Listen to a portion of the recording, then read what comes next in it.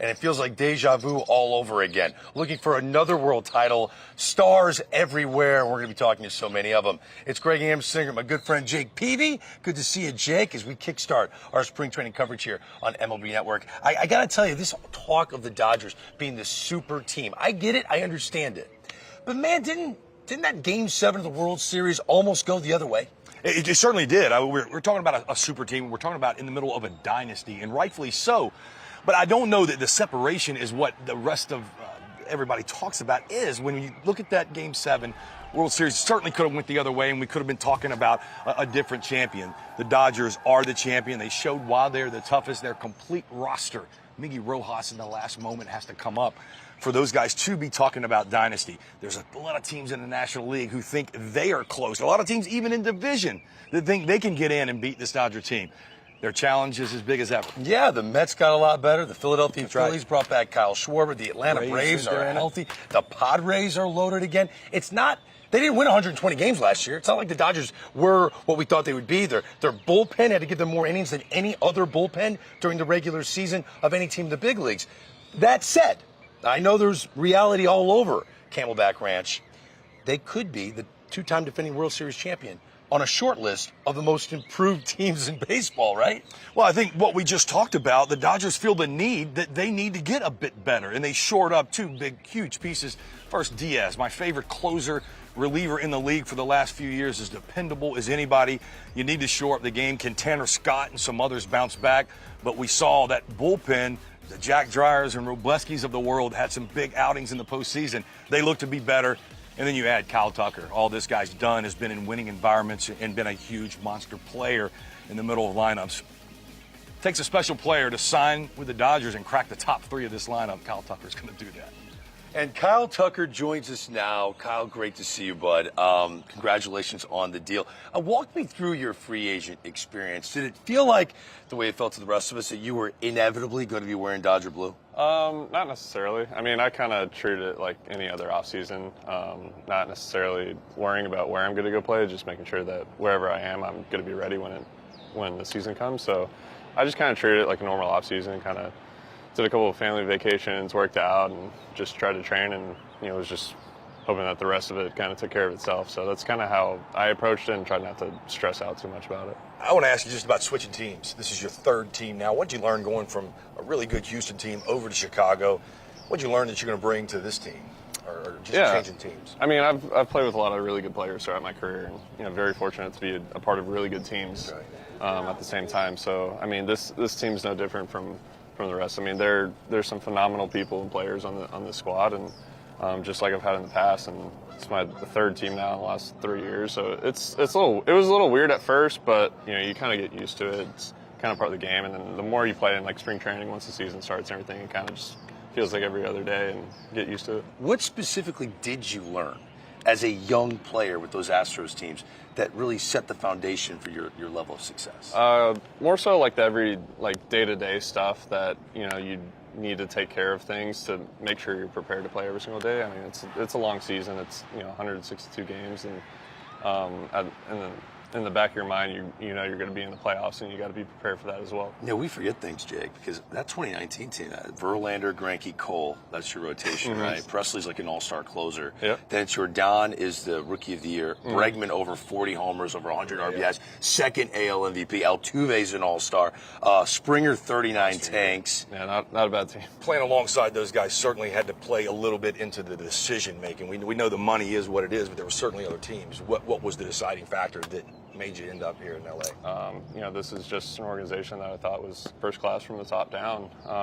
Really good players and really great fan base, and everyone from the front office to the coaching staff to the guys that we see in the locker room every day is committed to winning. So kind of just taking all that into account, and this is just a place that I kind of want to be a part of.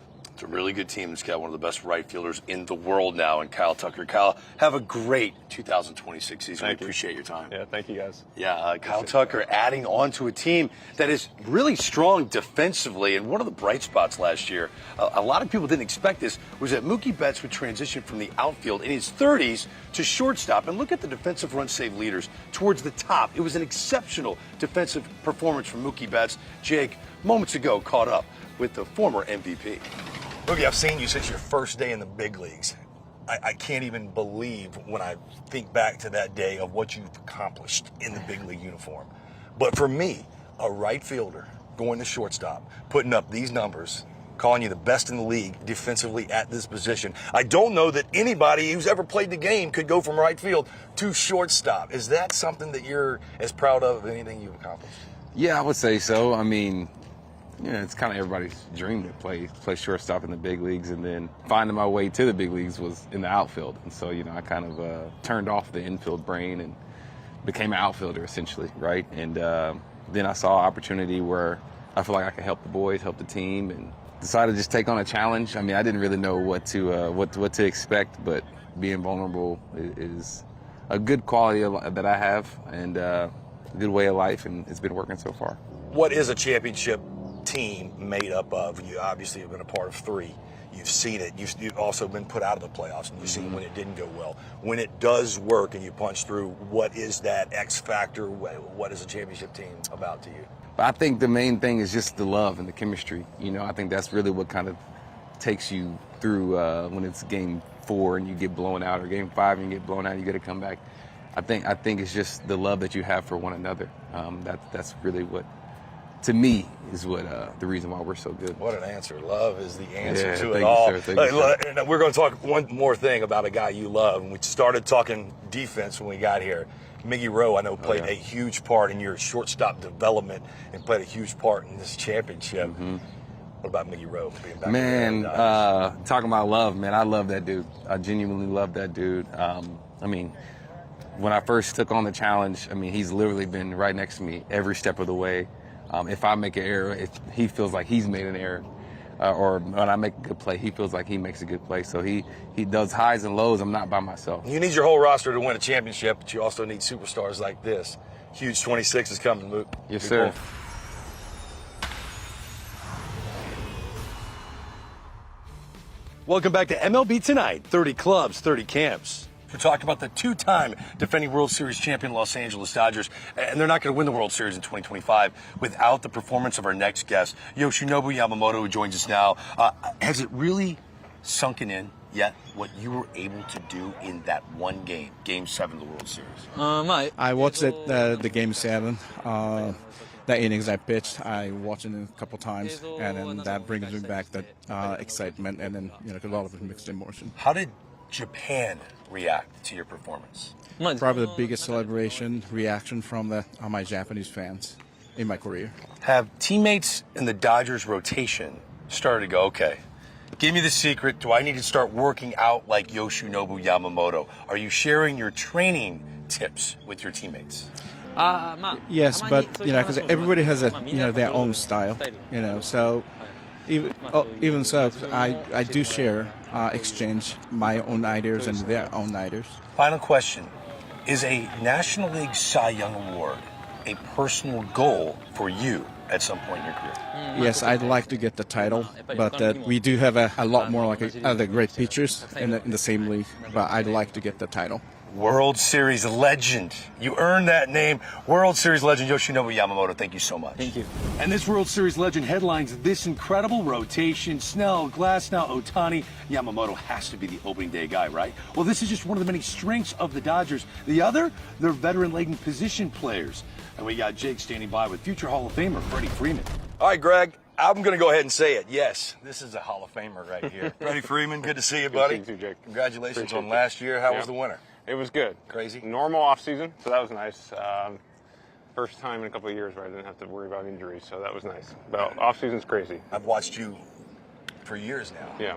You look the same as when you were a rookie, buddy. Your A's and you're playing Thank you. as good as you've ever played. What's been the secret to keep you going? Yeah, I wish I had the secret sauce to let everybody know, but I don't know. When I came in the league, I was a little heavier and just didn't really know how to eat and work out. And as I've gotten older and just learning how my body works and how to get through a 162-game grind, I'm very stubborn to a routine. I care about the little things. I just try and keep myself in as good a shape as possible because I love this game. I want to play it as long as I possibly can, and so far so good. So hopefully we can keep it going for a few You're years. 100% healthy right now, Right ready now, to go. 100%, ready to roll. I want to talk about big moments. Okay. You've been in plenty of them. Yeah. You've come through in some epic moments, as big a moments as we have in baseball history. we all dream about being in that moment. To have success in it, what is the mindset? How do you help us out? Yeah, I think it's more of everyone remembers the successful moments. 2022, I struck out to lose the playoff series, so that no one really remembers the failures, but you go through so many failures that ultimately lead to success. It's experience. That's why we have routines. You know it. Like you do the little things. You prepare. If you prepare, you can't be fearful if you're prepared for the game. And we do our routines, you stick to it, and then ultimately whatever happens in the games, this game's so unpredictable, it's so uncontrollable, you can just do everything you can, but the only thing you can really control is your work before the game. And so if you do that and you do the little things, then maybe the bigger moments don't be as big in your mind. So I think it's just more experience too. Last thing for you, you've played with a ton of great players. Yeah. You are in a locker room here with just MVP after MVP. I'm looking for a message to youngsters here. What is a common thread that you've seen in greatness in the guys that you play around that our young guys and kids playing the game should be emulating? And I think the biggest thing about our club is it's routine. It really is. I mean, we're doing an interview, 8:30 in the morning, and we've all already done our infield drills already out in the backfields. We're all getting ready. We all prepare. And I think when young guys come into our clubhouse and you see the superstar players being the first ones here, working, grinding, trying to get everything they can do to get ready for the season, I think it just kind of rubs off on everybody. And for me, you don't know when this game's going to be gone, and I want to get, my biggest goal is when I lay my head out on the pillow, did I give everything I could this day? And thankfully I've been able to say yes pretty much every single day. So I'm not going to stop now, but I think the young kids now, you just look, you wake up, have fun, play the game with a lot of passion, and work hard. That's all you can really do. Take a look at their farm system. It's always ranked among the top 5 in all of baseball. This year, they're loaded with talent, including 20-year-old outfielder Josue De Paula. This is a 6'3", long, lanky outfielder who's an on-base machine in the minor leagues. Just another reason why this is the organization everyone admires in the sport. And this manager interview is presented by Sage. Joining us now is Dave Roberts, the manager of the world champion Los Angeles Dodgers. When you look at a graphic like that of all the young players in the farm system for the Dodgers, and it's an impressive list, it's got to be a tough balancing act for you to acknowledge them and watch them, let them know they're part of the future when you're in such a very intense win-now mode like you are. Yeah, Greg, that's a great point. I think the one thing before I even answer that question is I think the lazy thing that when people talk about the Dodgers is payroll, and they don't give credit to scouting and player development. And I think if you look at our scouting, our farm system right now, we're top 1 or 2 or 3, right, in all of baseball. And that's kind of annually that we're there. But I think for me, it's just kind of going about things the right way. And like I've said many times over, the game will honor you. I don't know when, you don't know when, no one knows when that will happen. But if you're kind of steadfast in playing the game, doing things the right way, you'll get your opportunity. Well, look at me, Rowe, in the game honoring him in that moment. Yeah. Great point. Well, and you having the wherewithal to put him in that game is where I want to take this. Yeah. A couple years ago, I took this seat for the first time with MLB Network, and you're on the other side of media and hearing what they're saying. I was hearing, can Doc motivate? Is he inspiring enough to win in the playoffs? This was after you had won in 2020. I think we've put a lot to bed the last few years. Is there anything? I'd like to think so. I know we have, sir. I just want to point that out, that there were a lot of doubters up until the last couple of years. Anything you want to say now? You know what? There's stuff I want to say, but I'm not going to say publicly. No. You know what? I really think, and I'm going to take the political response to that question, which I love the question, Jake. I think that the thing that I'm proud of for myself, my coaches, the players, is not letting that noise get to us and change just because we didn't win a championship. We did remain steadfast in how we go about things, and winning back-to-back, guys, I'm telling you right now, I'm more excited about this year than I was last year or the year prior, because what we've accomplished, guys are still hungry, and that's scary for the rest of the league. And so for me, yeah, the naysayers are always going to be the naysayers, but I think that for us, what's important is playing good baseball and, playing the right way, and I think we do a really good job of that. Is Shohei Ohtani more fixated on winning a Cy Young this year than ever before that you've seen? I don't know that answer. I do know he's fixated on winning another championship. I do know that with his talent on the mound, that he will be in the Cy Young conversation. And so with the talent, everything else falls out. But I'll tell you right now, Yoshinobu is going to be in that conversation. Shohei is going to be in that conversation. Tyler Glasnow will be in that conversation, and Blake Snell will be in that conversation. So as the Dodgers, we've got some pretty good arms. Pretty good arms that you rode down the postseason stretch. Well, I think the turning moment in the postseason was you running the bases and falling. I'm asking you right now, was that on purpose or was that fake to take the... It was such a moment that lightened the load, and you know in that run you got to have some light moments and take people away. That certainly did. Fake or real? So the run, the intent, the levity for the group, real. The crash landing face plant, not real. That will be the last time I ever do a 100% full sprint. But my first step was still good as I looked back at that. But then, the right hamstring I blew out. That was ugly. But 90 feet, you look like my old teammate. No. For about 3 feet, I look like your old teammate. You could have played this. He was asking for coaching tips. You could have said, Jake, Jake, motivate the guys to win the title, you face plant while you're running the bases. You need to do that with the Hey, you know what? You just said something I want to mention. You've got Mark Pryor, Bob Guerin, Josh Bard, our catcher, incredible Woodward on the staff.